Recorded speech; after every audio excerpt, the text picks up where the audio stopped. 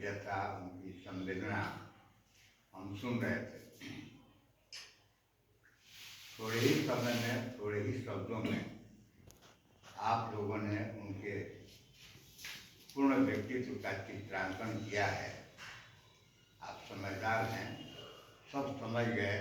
थोड़ी सी बात नहीं, थोड़े से शब्द नहीं, सब कुछ उनके विषय में हम लोग को मालूम हुआ और सब लोग जानते भी। अलग से कहने की बात ये होती है कि हमसे और उससे क्या संबंध है। तो अक्सर मैं बैंक में मैं भी जाया करता था, यूनियन का कुछ पदाधिकारी वगैरह होने के नाते हमेशा इस काम करता जाता था। क्योंकि ये बचपन से हमसे तो 10-12 वर्ष जूनियर होंगे पढ़ाई लिखाई में भी, लेकिन यही रास्ता हमारा था। हमेशा भाभी से मुलाकात हो जाती थी, ऐसे ऐसे। सबसे ज़्यादा उनसे मुलाकात के क्षण पवन नंदन जी के वजह से हुआ। पवन नंदन जी जितने लोग यहाँ बैठे हैं सबको बुलाया करते थे, सब लोग आते भी थे। उसमें बहुत कम ही संख्या रहती थी। विषय कितना भी महत्वपूर्ण हो, बात कितनी भी गंभीर हो, लेकिन लोगों की उपस्थिति ऐसे ही रहती है। कैसे कि ये बात बिल्कुल सही है इस जमाने में कि संवेदनाहीन लोगों की संख्या बढ़ी है। इन लोगों के पास दूसरे के बारे में सोचने का समय नहीं है और न सोचने की इच्छा है। ऐसे लोगों की सराहना खूब होनी चाहिए जो विषम परिस्थिति में, इस घोर कलयुग में भी एक दूसरे के प्रति संवेदना रखते हैं। ये बहुत बड़ी बात है। आने जाने की बात हमेशा हो रही है अनादिकाल से। इस धरती पर, इस धरा पर जितने लोग आए, बहुत लोग आए, कोई बचा ही नहीं। इसका गम बिल्कुल नहीं होना चाहिए। अमुक चला गया, वो चला गया तो उसकी तो मुक्ति उसी क्षण हो गई। कैसे कि ये दुनिया का जो जंजाल है, जाल है, इस सबसे मुक्ति तो जो जिसकी मृत्यु हो जाती है ना, उसी समय काम खत्म हो गया। वो उसकी तो यात्रा खत्म हो गई। संकट है आखिर उस मृत्यु की यात्रा में लोग अभी हम लोग चल रहे हैं। संकट असली हम लोगों का है। हम लोग बात कर रहे थे पढ़ने के सब लोग कि मान लीजिए कि जो आता है चला ही जाता है, तो ये कहने से तो केवल काम नहीं चलेगा। अगर आता है चला ही जाता है तो हमको क्या करना चाहिए, हम क्या करें? तो सीधी बात है, हमारे शास्त्रों ने, वेदों ने, विद्वानों ने, दार्शनिकों ने बताया है कि हमें शुभ सोचना चाहिए, शुभ करना चाहिए, शुभ बोलना चाहिए, जो कि इस जमाने में बहुत मुश्किल काम है। अप्रिय बोलो, अप्रिय करो, अप्रिय सुनो, अप्रिय में रहो, हमेशा दूसरे ही चुनो। तो फिर भी मनुष्य अभी हैं, वो हैं, ये हैं। वर्मा जी, कुछ लोग हमेशा रहते हैं, हर युग में कुछ लोग शरीफ हमेशा रहते हैं और दुष्ट प्रकृति के लोग भी हमेशा रहते हैं। हम हंसी मजाक में ये हमारे पांडे जी बोल रहे थे कि हमको तो मरने से बड़ा डर लगता है, हमको मरने से बड़ा डर लगता है। हंसी में कह रहे थे काहे को कोई डर करके निर्भीक का डर में सबको डर लगता है। रामेश्वर प्रसाद, रामेश्वर नाथ तिवारी जो जैन कॉलेज के हिंदी के विभागाध्यक्ष थे, उनकी मृत्यु के बाद उनकी बहन ऋचा शुक्ला उनकी स्मृति में एक बड़ी पुस्तक लिखी थी। रामेश्वर नाथ तिवारी को बहुत अंत में तकलीफ हुई थी। ऋचा शुक्ला बेटी है, बेटी तो वो लिखी थी उनकी स्मृति में। तो उन्होंने अपना व्यक्तिगत उनका लेख जो रामेश्वर तिवारी की आत्मकथाई कही जा सकती है, संक्षेप में उसमें लिखे थे कि मृत्यु जो है कि नहीं, जीवन की सबसे बड़ी त्रासदी है। बहुत ज्ञान होने के बाद आदमी जब मरने लगता है ना, तो ऐसा नहीं है, बोलता नहीं है, उसके अंग शिथिल हो जाते हैं, लेकिन सोचता है।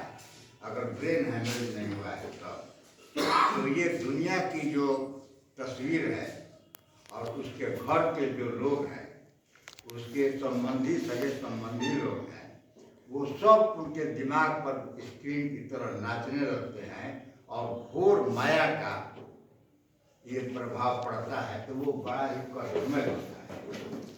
अच्छा, मान लीजिए कि उस समय न होता हो, इतना तो जरूर ज्ञान रहेगा कि हमारी तबीयत खराब है, बीमारी गंभीर है, अब इसमें बचने का कोई चांस नहीं है, तो वो भी वेदना का ही क्षण होता है। तो हम लोगों को, विशेष करके सनातन धर्मियों को, जो हिंदू धर्म के मानने वाले हैं, एकमात्र उपाय केवल एक ही है। हम लोगों को, जो सब धर्मों के पास नहीं है, हम लोगों के पास है, हम ईश्वर पर भरोसा हमको रखना ही पड़ेगा। सब लोग जानते हैं, हम लोग तो बात कर रहे हैं, अपनी अपनी बुद्धि के अनुसार बात कर रहे हैं, जानते हैं सब। दुनिया में आने के लिए जो आदमी आता है उसको कुछ नहीं करना पड़ता है ताकि हम दुनिया में चलें, उसको कुछ नहीं करना पड़ता है। प्राकृतिक ईश्वरीय व्यवस्था है, जन्म हो जाता है, फिर हम लोग रोज रोज बढ़ते हैं, इसमें भी हम लोग को कुछ नहीं करना पड़ता है। किस प्रकार से, जैसे आँखों की पलकें हैं, उसको उठाने गिराने के लिए हम लोग को कुछ करना नहीं पड़ता है, चलने के लिए तो कदम बढ़ाना पड़ता है, नेचुरली ऐसे ही होते रहता है। तो ये हमारा सनातन बताता है कि जैसे चलता है चलने दीजिए, आपके बस में है क्या? ये बात सत्य है, मरे तो आपके बस में है क्या? आप ये सोच लीजिए। तो हमारे बस में कुछ नहीं है। हमारे बस में है कि स्वास्थ्य के नियमों का पालन करें, समाज में सबके साथ अच्छा ठीक ढंग से पेश आए, ये हमारे अख्तियार में है। कुछ नहीं तो हम सब मिलना तो कर ही सकते हैं। जैसे उन्होंने कहा कि उन्हीं लोगों की जमात के ये तीनों लोग थे, लेकिन उनकी संख्या ही नहीं है। अब बताइए, ये तो धन्यवाद के पात्र हैं बच्चे, अपने से फोन करके आए। हाँ, अब ये लोग दूरी तय करके जाड़े के मौसम में अपने पिता के, अपने परिवार के लोग के लिए, व्यक्ति के लिए उतनी दूर से एक महिला लड़की भी आई है। ये लोग अपना कर्तव्य क्या पालन कर रहे हैं, लेकिन पारिवारिक कोई अपना परिवार थोड़े है। हम लोग तो उनके घर के नहीं थे, अतुल मोहन के या जितेंद्र के घर के नहीं थे, लेकिन उनके संबंध में सभा हो रही है तो आए। तो इतना भी अगर नहीं कर पाए, एक तो पंडित जी, हमको याद नहीं पड़ता है वो शेर हो, लेकिन एक तो शेर हमको याद थोड़ा थोड़ा है, भूल सकते हैं। उसका हिंट ऐसे है ना, हाँ, तुझसे तो ये भी न हुआ। एक शायर कहता है, तुझसे, मैं हम लोगों से, तुझसे तो ये भी न हुआ, एक चादर के लिए तरसती रही तुर्ब तू मेरी। उसमें शायर का नाम है बड़े, एक तो चादर के लिए, ये तुम्हें कब्रगाह में वो बूढ़ मरा हुआ आदमी सोच रहा है कि हम पर चादर चढ़ने का समय आ गया है, इंतजार करता रहा, कोई चादर तक नहीं उसको ढका। अब इसी तरह से किसी के घर में कोई आदमी मरता है तो वहाँ पर आता नहीं है, तो उसमें भाग लेता है, तो असंवेदनशील और दुष्ट लोगों को हम लोग को नहीं देखना है। हम लोग अपना देखेंगे कि हमको जो करना चाहिए था वो हमने किया कि नहीं। आप दूसरे के बारे में कैसे क्या करा सकते हैं? हम आपके अंदर मनुष्यता का भाव कैसे भर सकते हैं? इंजेक्शन है कि दे देंगे और खून चढ़ जाएगा, वो इसी तरह की धारा चल रही है, उसी में हम लोग रह रहे हैं। मैं वो अतुल जी, वो जो क्या नाम उसका जी, मनोज कचहरी में हम लोग की सभा बराबर होती थी आंदोलन में। हमको एक बार डीएसपी आया और अपनी पोस्ट के साथ हमारे हाथ में हथकड़ी लगा दिया उसने। और तो वहाँ पर जाड़े का मौसम था, इसी तरह का मौसम था। तो मनु को हमको याद है कि मनु ऐसे ही एक तो चादर रखा था। तो कहा कि खाए ने कब तक जाई चादर से हम चेदरिया ले लेंगे। तो बिना नठी बठी बरफ तो ये तो कल्याण की मनाते थे हम इनके द्वारा, या कितना फार्म वगैरह बड़ा मिलनसार था वो। सब लोग कहते हैं, मेरा ये अनुभव नहीं, सब लोग कहते हैं। और तो जिसे तो मैं भी कभी कभी वर्मा जी वो बताते थे हमसे कि पुरानी किताबें जो कहीं नहीं मिलती हैं, तो एक तो कौम्ब रामायण है साउथ का, कौम्बन महर्षि कौम्बन का। तो हम सोचे कि वो भी होगा क्या, तो हम गए उनके यहाँ अतुल जी के यहाँ, तो वो रखे थे। फिर उन्होंने दिखाया कि देखिए ये किताब कहीं पर दुकान पर नहीं मिलेगी, वो रखते थे। इससे क्या बोध होता है कि वो वास्तव में शिक्षा प्रेमी थे, शिक्षा प्रेमी थे।